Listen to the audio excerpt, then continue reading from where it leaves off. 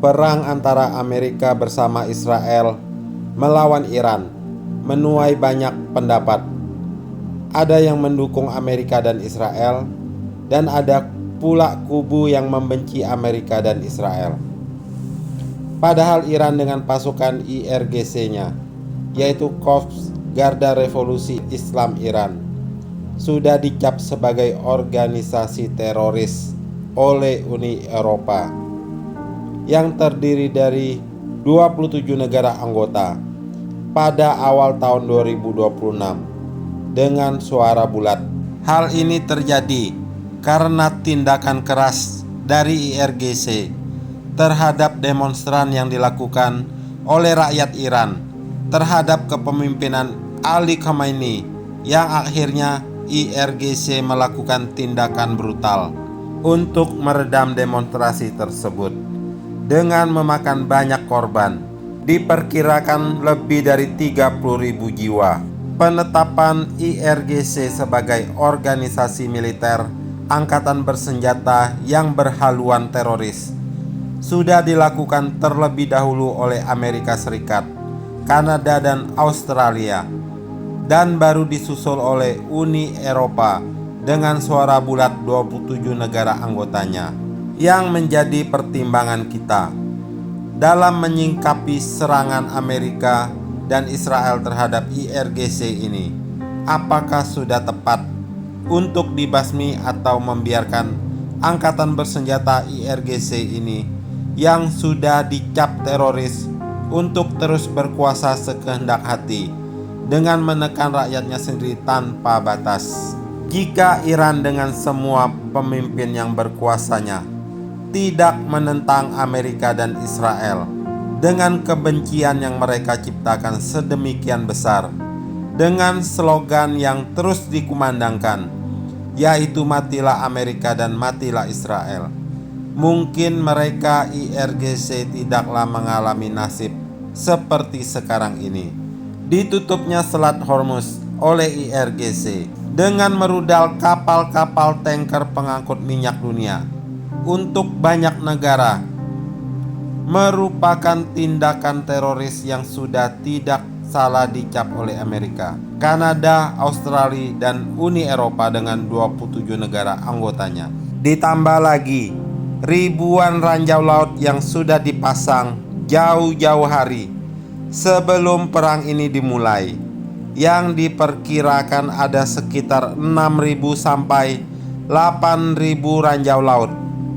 Ini membuktikan bahwa benar mereka memiliki pikiran yang jahat untuk peradaban dunia, dan tidak salah IRGC ini dicap sebagai organisasi militer teroris.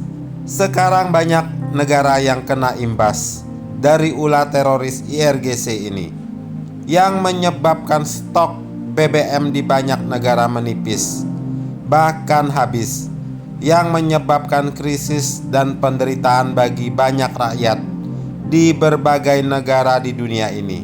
Sekarang kita lebih melihat ke pokok utama permasalahannya yang menyebabkan Amerika dan Israel mau menyerang IRGC Iran ini. Pertama, mereka adalah anti Amerika dan Israel. Dan yang kedua, mereka mau mati-matian mengembangkan senjata nuklir. Jika mereka bisa mengembangkan senjata nuklir dan berhasil, kira-kira Amerika dan Israel bisa terancam tidak dengan slogan mereka yang mengatakan matilah Amerika dan matilah Israel.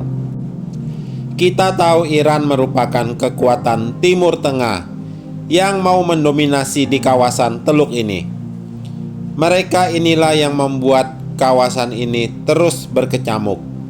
Mereka mempersenjatai Houthi di Yaman, yang juga berperang dengan Arab Saudi dan juga Israel. Mereka mempersenjatai Hizbullah di Lebanon, yang terus mengusik Israel. Mereka juga mempersenjatai Hamas di Palestina, yang terus mengusik Israel juga. Sekarang dunia mulai bertindak untuk membuka Selat Hormuz karena kekurangan bahan bakar yang diprakasai oleh Inggris dengan menghubungi 40 negara yang dipimpin oleh Menteri Luar Negeri Inggris, yang melibatkan banyak negara besar seperti Prancis, Jerman, Italia, Kanada, Jepang, dan Uni Emirat Arab. Ini poin penting pembahasan dan tindakan yang akan diambil untuk mengamankan pasokan energi bahan bakar melalui Selat Hormuz. Amerika tidak dilibatkan dalam hal ini karena Amerika hanya berfokus perang melawan IRGC-nya Iran. Sedangkan untuk pelayaran kapal-kapal tanker, banyak negara adalah urusan mereka masing-masing, karena Amerika merasa tidak membutuhkan pelayaran untuk mendapatkan minyak, karena mereka bisa mencukupi pasokan kebutuhan negaranya dengan produksi sendiri. Hal pengamanan Selat Hormuz tidak dilakukan Trump karena ini tentu berhubungan banyak negara NATO yang tidak mendukung operasi militer Amerika dan Israel terhadap IRGC Iran. Padahal mereka sudah melabeli IRGC sebagai organisasi teroris. Jadi mereka tidak mau melakukan tindakan walaupun mereka sudah mencap IRGC sebagai penjahat, dan anehnya mereka malah menyalahkan Amerika dan Israel yang melakukan invasi ke Iran. Tentu saja NATO tidak bergeming mendukung Amerika dan Israel, karena IRGC Iran tidak memberi slogan matilah Perancis atau matilah Inggris atau matilah anggota NATO yang lain.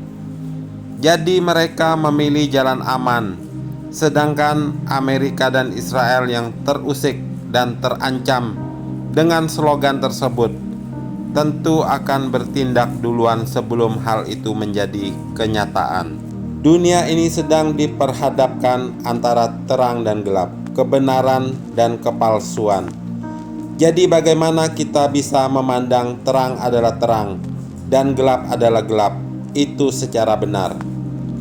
Banyak pihak yang membela IRGC-nya Iran karena berpihak ke ideologi agama, dan juga membenci Amerika dan Israel secara akut karena paham ideologi agama ini, tapi tanpa bisa melihat dengan secara keseluruhan dan pertimbangan yang bijaksana, di mana negara-negara Timur Tengah seperti Arab Saudi, Kuwait, Qatar, Uni Emirat Arab, dan Bahrain yang berideologi agama sama seperti Iran, tapi mereka merupakan sekutu dan teman baiknya Amerika Serikat.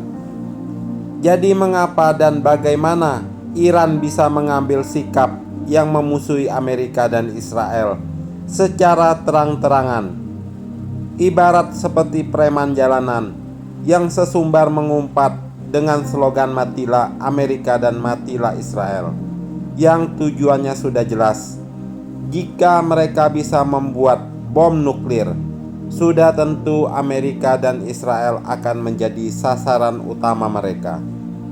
Jadi Amerika dan Israel sudah melakukan tindakan yang dianggap tepat bagi kedua negara ini yang dimusuhi Iran sebelum Iran berhasil mengembangkan senjata nuklir. Ini adalah poin penting yang diucapkan Menteri Luar Negeri Inggris yang memprakarsai pertemuan 40 negara mengenai Selat Hormuz.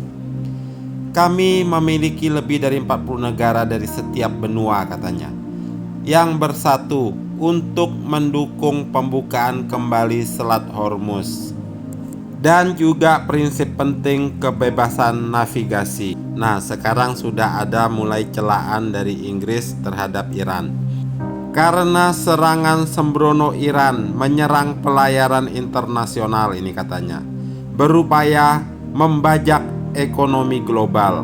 Itu mempengaruhi harga bensin dan suku bunga hipotek di Inggris, tetapi juga bahan bakar jet di seluruh dunia, pupuk ke Afrika, dan juga gas ke Asia.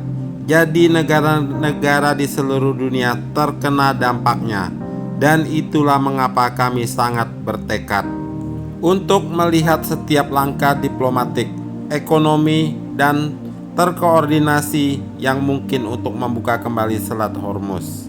Kita akan nantikan ke depan tindakan seperti apa yang akan dilakukan oleh negara-negara yang berkepentingan dengan kapal-kapal tanker mereka masing-masing. Apakah mereka akan menerjunkan angkatan perang untuk pengamanan Selat Hormuz sebagai selat yang bebas untuk pelayaran, atau malah mereka akan berpihak kepada teroris IRGC-nya Iran?